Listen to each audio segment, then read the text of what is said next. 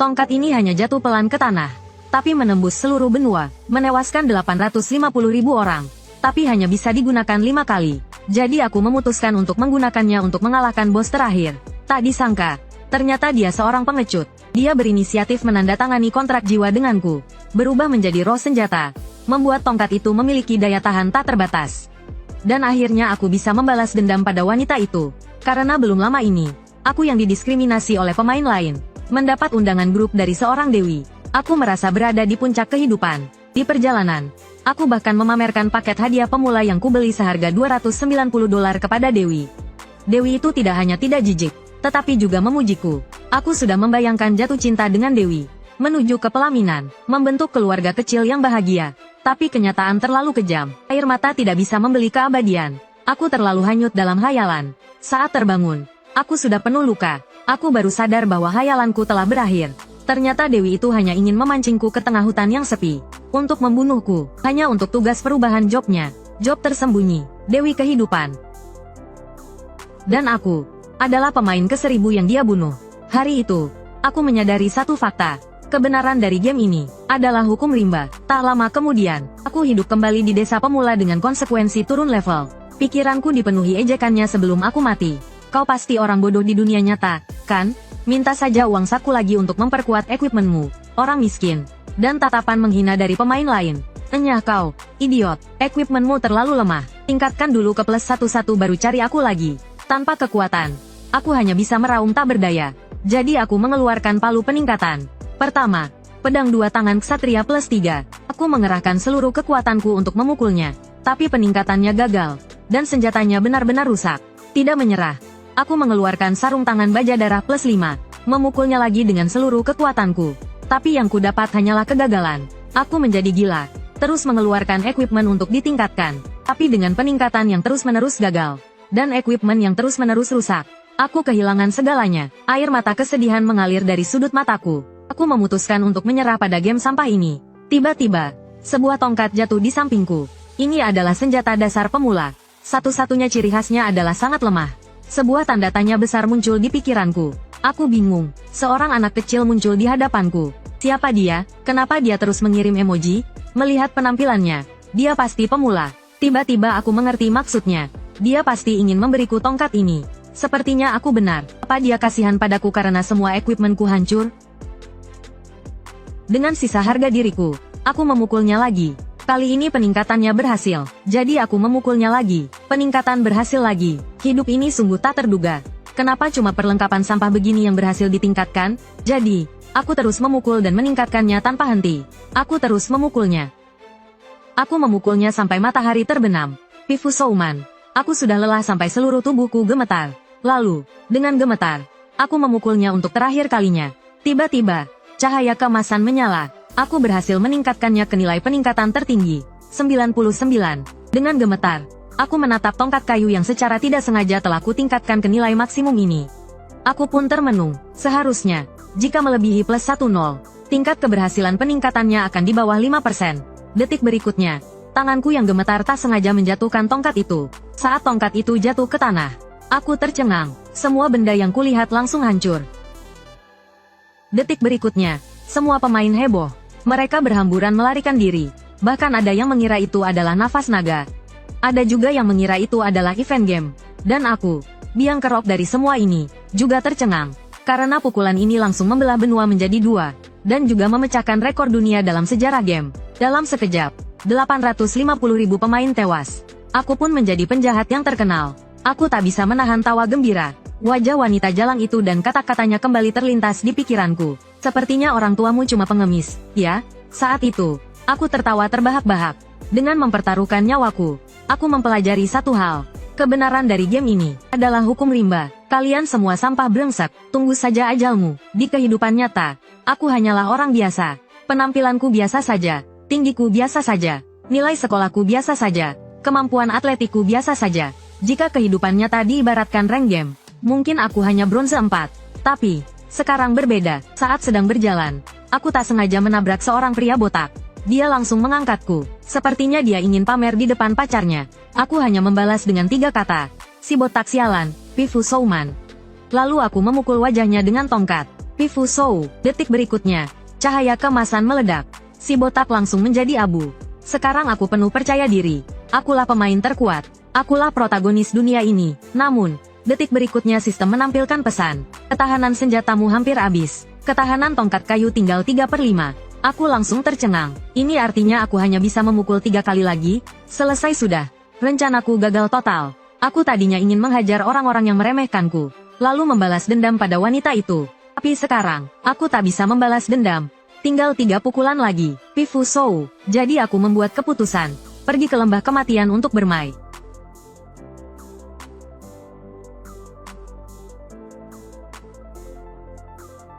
Wahai manusia fana yang hidupnya pasti berakhir, kau telah melewati batas. Kau takkan bisa lari. Ini adalah perbatasan antara hidup dan mati. Manusia fana yang bodoh, berjuanglah dalam keputusasaan yang tak terelakkan. Tinggal 3 pukulan lagi. Kalau begitu, aku akan mencari bos besar di game ini. Saat itu, Urus ketakutan setengah mati. Dia buru-buru berkata, Tunggu sebentar, tunggu. Aku ada yang mau dibicarakan. Tolong dengarkan sampai selesai. Bos, kau ini siapa sebenarnya? Mana aku tahu. Bocah, jangan ganggu aku. Cepat mati sana, mengayunkan tongkat lagi. Urus dipukuli sampai mempertanyakan hidupnya. Melihatku melangkah mendekatinya, wajahnya menunjukkan keputusasaan. Aku menghela nafas. Tinggal sekali lagi. Andai saja masalah durability ini tidak ada. Mendengar itu, mata Urus langsung melebar. Durability, bos, Anda kesulitan dengan masalah durability? Saya bisa membantu Anda. Saya bisa menyelesaikan masalah itu untuk Anda. Mendengar itu, aku menghentikan ayunanku. Dengan wajah serius, aku bertanya, benarkah? Jendela status muncul. Kontrak Tuan Pelayan Urus berkepala 2. Naga terkuat. Urus, ingin membuat kontrak jiwa dengan Anda. Apakah Anda ingin menerima quest ini? Pifu, aku terdiam sejenak. Lalu bertanya, apa ini? Pifu, bos, apa Anda pernah mendengar tentang pedang ego? Pedang ego, apa itu? Singkatnya, aku akan menjadi senjata Anda, meninggalkan tubuh fisikku dan menjadi jiwa. Dengan begitu, senjata bos akan berevolusi menjadi pedang yang memiliki ego, yaitu pedang ego, dan mendapatkan durability tak terbatas. Pedang ego adalah senjata tingkat tertinggi dalam game ini. Mendengar itu, aku tertawa terbahak-bahak. Urus kebingungan melihatku, ia hanya bisa tertawa kecil di sampingku. Dengan ragu, ia bertanya, bos, apakah tawaranku menarik? Aku berbicara sendiri. Dengan begini, alur ceritaku akan berubah lagi. Aku susah-susah meninggalkan karakter pendendamku. Tapi kurasa, seolah-olah takdir menyuruhku untuk balas dendam. Melihatku seperti itu, Urus ketakutan dan mulai merindukan ibunya. Namun, detik berikutnya, aku menekan tombol terima. Seketika, sebuah lingkaran sihir muncul di bawah kaki kami. Seiring dengan mantra, tubuh fisik Urus perlahan menghilang. Jiwanya sedikit demi sedikit memasuki tongkat kayu. Seketika, level tongkat kayu berubah menjadi ego. Durability-nya juga menjadi tak terbatas. Tiba-tiba, terdengar suara langkah kaki di sekitarku. Semakin lama semakin jelas. Banyak monster muncul di atasku. Mereka terus berteriak, balas dendam untuk tuan kita. Balas dendam untuk Tuan Urus. Seketika, sekitarku dipenuhi teriakan balas dendam. Monster yang tak terhitung jumlahnya menyerbuku seperti gelombang pasang. Aku tertawa gila. Balas dendam? Tentu saja, balas dendam. Detik berikutnya, aku mengangkat tongkat di tanganku, dan mengayunkannya dengan sekuat tenaga. Pada saat yang sama, poster buronanku ditempel di kota. Bontinya tingkat 3S. Seorang prajurit berkata dengan suara lantang. Ini adalah pemain Red Name paling kejam dalam sejarah yang telah membunuh sekitar 800.000 pemain dalam satu hari. Pifu, poster buronan ini telah disebarkan ke seluruh dunia. Ke-12 kerajaan di 3 benua. Hadiahnya 10 miliar koin emas. Mendengar itu, para pemain tercengang. Gila, Pitian, 10 miliar koin emas setara dengan 53 juta uang tunai. Pada saat yang sama, sejumlah besar tentara berangkat. Dari lambang di baju zirah mereka, dapat dilihat bahwa mereka adalah pengawal istana. Dan orang yang berjalan di barisan depan, adalah Saintri, ketua Guild Suci, bersama 10 orang elit, membentuk pasukan paladin terkuat, Crossline. Dan pria berambut emas ini adalah ketua Guild Crossline, Xiu Haopif. Lalu ada penyihir terkuat kerajaan, yang juga merupakan ketua Guild Tanah Suci. Abrakadabra. Kemudian ada Hong, ketua Guild Orang Miskin. Terakhir, dikelilingi oleh ribuan tentara, adalah penguasa kota Alden, ketua Guild Keadilan, Haokeye. 5 guild terkuat di dunia berkumpul di sini. Bersekutu untuk pertama kalinya, Haokeye mengumumkan dengan lantang. Sebagai panglima tertinggi Serikat Dunia, Aku memerintahkan kalian semua. Serikat dunia kita akan menyatakan perang terhadap pemain Red Name jahat yang belum pernah terjadi sebelumnya. Pada saat yang sama, aku, yang telah mendapatkan daya tahan tak terbatas, sedang tertawa terbahak-bahak di sebuah gang. Tiba-tiba muncul seekor hewan kecil. Bos, Anda tampaknya sedang senang sekali. Tiba-tiba muncul kepala dari tongkat kayu. Membuatku terkejut. Makhluk kecil itu menjelaskan, Bos, aku adalah Urus berkepala dua. Aku terkejut. Ini sangat berbeda dengan Raja Naga yang gagah perkasa. Mereka seperti dua monster yang berbeda. Melihat itu, Urus buru-buru keluar dari tongkat dan menjelaskan. Seperti yang baru saja kukatakan, jiwaku telah memasuki pedang bos. Singkatnya, aku telah menjadi roh pedang. Aku adalah perlengkapan paling representatif. Untuk senjata di levelku, hanya bos yang bisa melihat dan mendengarku. Aku kira aku mengerti maksudnya. Tapi di mana kepalamu yang lain? Tuan Naga berkepala dua, Urus sendiri bingung. Kepala yang lain, ia mencoba mencari kepala lainnya di samping kepalanya sendiri. Tetapi ia sendiri tidak tahu kemana perginya kepala yang lain. Tiba-tiba selembar kertas jatuh di antara kami. Karena penasaran, aku mengambilnya. Tetapi setelah melihat isinya, aku langsung terkejut. Dicari saat itu aku baru sadar bahwa poster buronanku ada di mana-mana. Melihat ini, Urus malah menjadi bersemangat. Kekagumannya padaku seperti aliran sungai yang tak ada habisnya. Aku sendiri baru tahu sekarang bahwa karena aku tidak memegang tongkat kayu dengan erat, 80.000 lebih orang terbunuh. Melihat poster buronanku yang tersebar di mana-mana, aku malah merasa sedikit bersemangat. Rasanya seperti aku seorang selebriti. Jadi aku memutuskan, karena sudah begini, aku akan memainkan peran sebagai berpura-pura jadi babi untuk memakan harimau. Urus bertanya dengan bingung. Berpura-pura jadi babi untuk memakan harimau? Apa itu? Aku menjelaskan. Kau tidak tahu. Berpura-pura jadi babi untuk memakan harimau. Itu berarti orang kuat menyembunyikan kekuatan mereka, dan sengaja berpura-pura lemah. Kau belum pernah baca novel? Orang yang diremehkan orang lain sebenarnya adalah tokoh utama yang sangat kuat. Tidakkah kau pikir itu keren? Dengan begitu, kita bisa bersantai dan menikmati keadaan ini. Ternyata itu adalah panah yang ditembakkan oleh Hawkeye. Tidak kusangka keberadaanku terungkap begitu cepat. Saat para prajurit mengepungku, aku berdiri sambil berlari. Musuh itu langsung mengarahkan panahnya kepadaku lagi. Hawkeye berteriak, jangan beri dia waktu untuk bernapas. Serang. Seketika aku marah. Tadinya aku ingin berpura-pura lemah. Tapi sekarang, aku tak perlu berpura-pura lagi.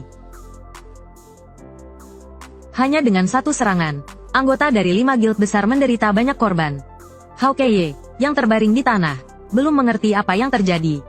Tiba-tiba semuanya menjadi terang, dan semua orang tumbang. Bersamaan dengan itu, ibu kota kerajaan pertama lenyap seketika. Menyaksikan kekuatanku, Hawkeye buru-buru mengeluarkan bola pemanggil. Tanpa ragu, dia langsung meremukkannya. Seketika, beberapa portal teleportasi muncul di sekitarnya.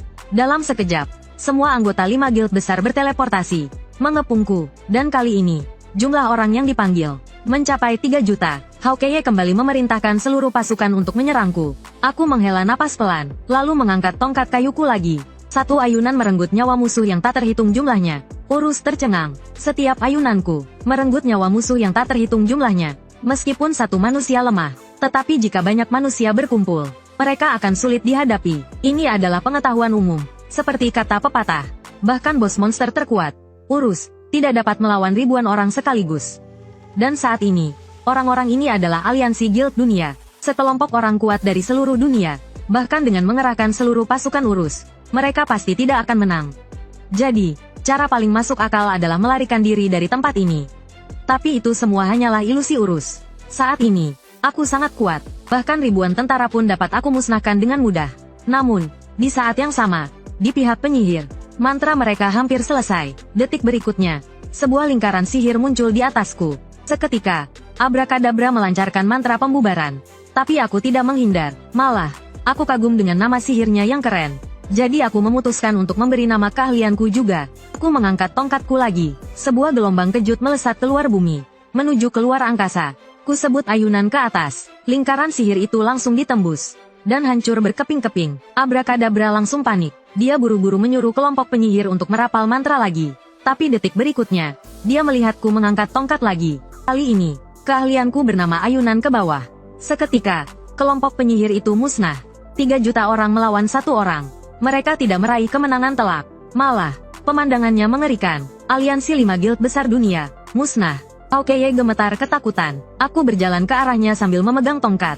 Aku sengaja membiarkanmu hidup. Aku bahkan susah payah mengatur kekuatanku. Karena kau tadi memanahku. Dan pertempuran hari ini, tentunya menjadi topik hangat. Bukan hanya pemain live in another world, tetapi juga pemain game di seluruh dunia. Bahkan orang yang biasanya tidak tertarik dengan game membicarakannya. Pertempuran berakhir. Urus pun muncul. Dia terus saja menyanjungku. Tiba-tiba, aku mendengar langkah kaki di belakangku. Aku melirik dari sudut mataku. Ternyata seseorang. Bingung. Aku berkata, apa? Masih ada orang lain? Namun, saat dia semakin mendekat, rambut panjangnya ringan seperti awan. Senyum di wajahnya memancarkan kelembutan yang memesona. Saat itu, aku terpaku. Karena dia adalah wanita jalang yang ingin kubalas dendam. Lalu, dia tersenyum kecil. Lama tak jumpa. Brengsek. Dataran luas saat matahari terbenam. Senjata-senjata berserakan di tanah. Dan 3 juta mayat. Tapi dibandingkan dengan pertemuan dengannya saat ini, semuanya terasa redup. Mungkin karena itulah, berlawanan dengan perasaanku saat ini, aku tak bisa menahan tawa. Dia berkata dengan senyum polosnya. Apa kabar? Kebetulan sekali. Tak kusangka bisa bertemu denganmu lagi di sini. Kebetulan, omong kosong. Jelas-jelas kau datang untukku, kan? Dia tersenyum kecil. Apa kau pikir begitu? Meskipun aku ingin sekali membenturkan kepalamu. Tapi, kenapa warna rambutmu berubah? Kau mewarnainya? Ah, aku senang sekali. Tak kusangka kau menyadarinya. Setelah membunuhmu waktu itu, aku beralih profesi menjadi Dewi Kehidupan. Setelah itu, rambutku berubah warna menjadi seperti ini. Membunuh 1000 orang lalu jadi Dewi Kehidupan? Bukankah seharusnya Dewi Kematian? Benar, kan? Menarik. Ya, memang menarik. Cukup sampai di sini bagian menariknya. Sekarang waktunya dipukul. Ah, secepat itu, sayang sekali. Masih banyak yang ingin kukatakan padamu. Entah sejak kapan, dia sudah ada di belakangku. Aku langsung berbalik, dan mengayunkan tongkatku lagi. Gelombang kejut yang kuat menyelimuti dirinya. Kupikir aku berhasil menghabisinya. Urus pun keluar untuk menyanjungku. Tapi saat asap mulai menghilang, siluetnya muncul dari dalam asap. Dia menerima serangan itu secara langsung, tapi sama sekali tidak terluka. Kau memang jadi jauh lebih kuat. Tapi dengan kekuatan segitu, kau takkan bisa mengalahkanku. Melihat itu, Urus ketakutan dan menempel di wajahku. Karena dia menyadari tatapan wanita itu aneh. Sepertinya dia sedang menatapnya. Padahal, selain aku, tak ada yang bisa melihatnya. Aku mendorong Urus dan berkata dengan tenang. Kau jelas-jelas terkena seranganku. Tapi kenapa kau tidak terluka? Bukankah aku sudah bilang, aku sudah beralih profesi menjadi Dewi Kehidupan. Bagaimana mungkin manusia bisa melukai dewa? Aku berkata sambil tersenyum. Sungguh menyebalkan. Segera, aku menyerangnya lagi. Dengan suara ledakan yang keras, tongkat kayu di tanganku terus berayun. Tempatku berdiri seperti dibombardir jet tempur terus-menerus. Seluruh benua bergetar tanpa henti. Urus berpikir wanita itu pasti sudah hancur lebur. Namun, detik berikutnya, dia muncul tepat di depan mereka dengan selamat. Sayapnya terbentang, perlahan melayang ke udara. Melihat itu, aku tak bisa menahan keringat dingin. Dia lalu melipat sayapnya, dan perlahan turun kembali ke tanah. Dia tersenyum manis dan berkata, lalu apa yang harus kulakukan sekarang? Kau selalu memikirkanku setiap hari. Hanya untuk membunuhku, kan? Menyerahlah. Tidak peduli berapa lama. Tidak peduli seberapa kuat kau menjadi. Kau tidak akan pernah bisa membunuhku. Tidak akan pernah seumur hidupmu. Detik berikutnya, aku menutup mataku sedikit. Mendesah panjang, lalu berbalik dan pergi. Melihat itu, dia bertanya dengan bingung. Kau mau kemana? Kau akhirnya menyerah? Aku menggerakkan badanku, tanpa menoleh. Aku berkata, aku ingin mencoba mengayunkan tongkat kayu ini dengan seluruh kekuatanku. Dengan begitu, mungkin aku bisa membelahmu menjadi 2. Sudah kubilang itu tidak mungkin. Kau tidak akan pernah bisa. Kau tidak akan pernah bisa membelahku. Mendengar itu, dia tersentak. Apa? Aku menoleh dan berkata, jika aku tidak bisa membunuhmu secara langsung, maka aku akan menghancurkan planet ini, kan? Dengan begitu, kau akan tersapu bersih atau terlempar keluar angkasa. Salah satunya. Hahaha, kukira kau mau mengatakan apa? Kau pikir dengan tubuh manusia biasa, kau bisa melakukan hal seperti itu? Makanya aku bilang, aku ingin mencoba dengan sekuat tenaga. Hari ini aku belum sekalipun mengayunkan tongkat kayu ini dengan sekuat tenaga. Mendengar itu, untuk pertama kalinya wanita itu menunjukkan ekspresi serius. Meskipun kau bisa melakukannya, kau juga akan mati, kan? Bukankah itu sama saja dengan bunuh diri? Membahayakan diri sendiri untuk melukai musuh? Apakah kau puas dengan itu? Mendengar itu, aku tertawa. Tertawa terbahak-bahak. Dengarkan baik-baik, nak. Bajingan sepertimu sering salah paham. Puas, bunuh diri, orang sepertiku yang tak punya apa-apa. Tidak takut pada orang sepertimu yang punya segalanya. Bajingan. Akhirnya, dia menggigit bibirnya dan setetes keringat dingin menetes. Dengan nada gugup, dia berkata, tunggu. Tunggu.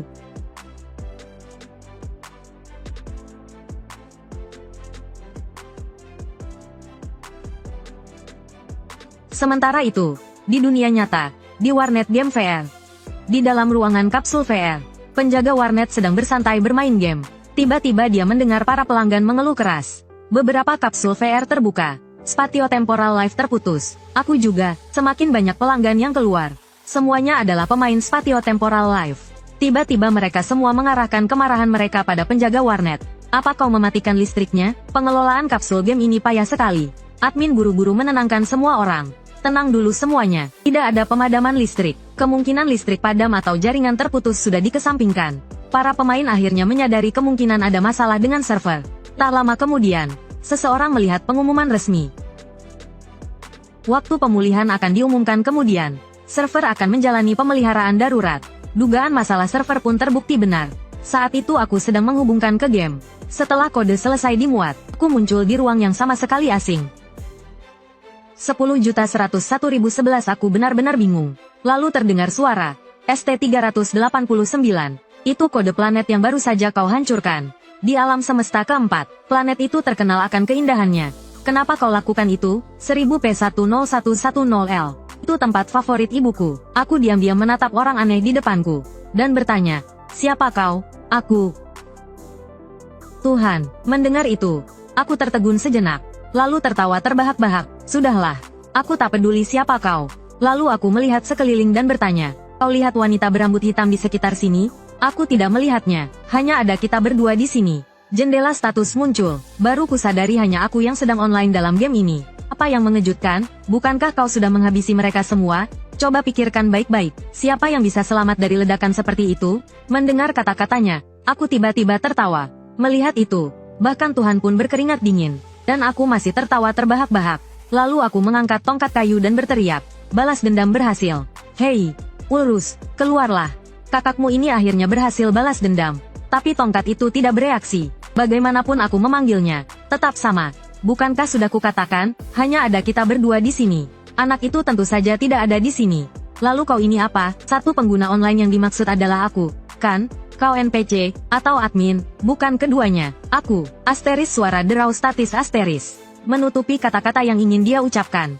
Dia hanya bisa menghela nafas panjang. Aduh, pengacau sudah muncul. Tiba-tiba cahaya terang menyala. Gaya tarik muncul dan menarikku. Melihat itu, pria itu berkata, sayang sekali. Tapi tak apa.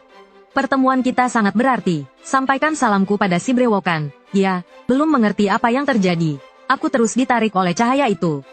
Sedetik kemudian, aku menghilang dari sana. Setelah serangkaian kode dimuat, koneksiku ke server terputus. Di sebuah warnet game virtual reality, salah satu kapsul terbuka perlahan. Aku keluar dari kapsul itu. Teringat pria berambut pirang itu. Aku jadi kesal. Tiba-tiba muncul tanpa meninggalkan apapun. Lalu pergi, kata pria itu. Dan maksudnya dengan pria berjenggot besar itu? Tanya pria itu. Saat itu juga, pria berjenggot besar dengan kacamata hitam di depanku mendekat. Sambil berkata, Li Ziyu, 21 tahun. Mulai bermain Time Space Live 3 bulan lalu. Senjatamu adalah tongkat kayu plus 99 yang dikuatkan. Benar, kan? Ku terkejut dalam hati. Apakah ini pria berjenggot besar itu? Dengan panik, aku menjawab, benarnya ya.